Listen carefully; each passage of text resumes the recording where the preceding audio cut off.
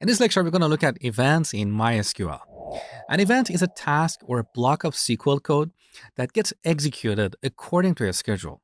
It can get executed once or on a regular basis, like every day at 10 a.m. or once a month, and so on.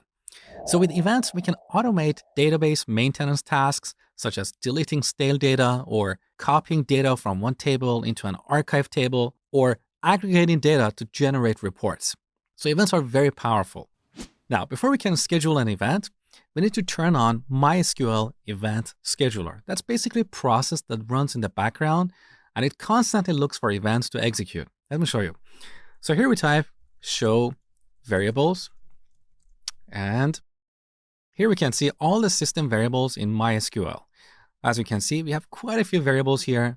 We only want to see the event scheduler variable. So here we use the like operator, like event %.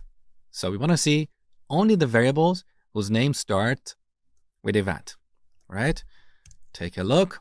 Here we have event scheduler, which is set to on by default. At your organization, this might be turned off to save system resources. If that's the case, you can turn it on using the set statement. So we type set global event scheduler. We set this to on.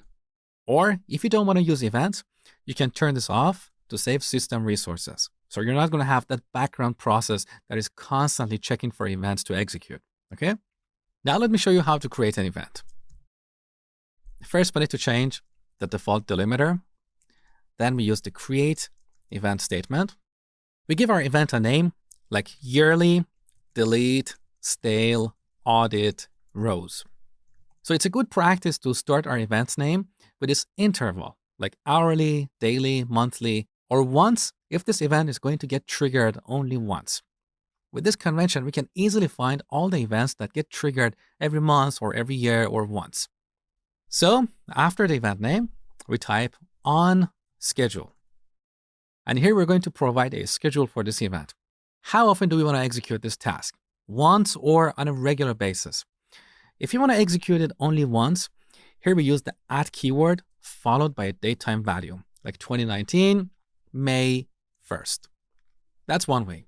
If you want to execute this on a regular basis, instead of the @ keyword, we use the every keyword with an interval, like every 1 hour or every 2 days or every 1 year, depending on what we want to implement, every 1 year.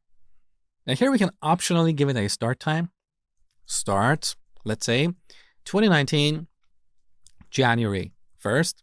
We can also optionally specify an end time.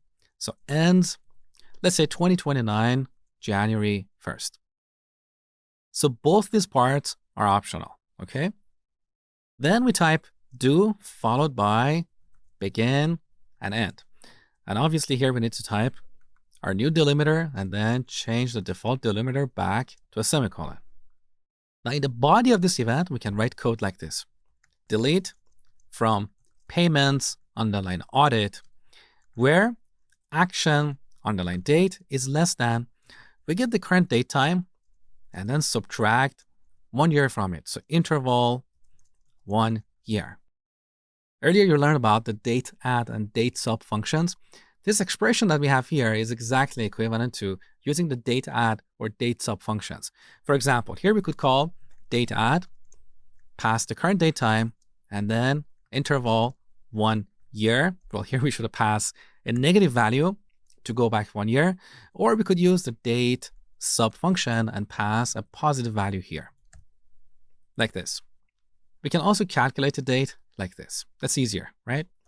So with this event, we're going to delete all the audit records that are older than 1 year, okay? Let's go ahead and create this event. Beautiful.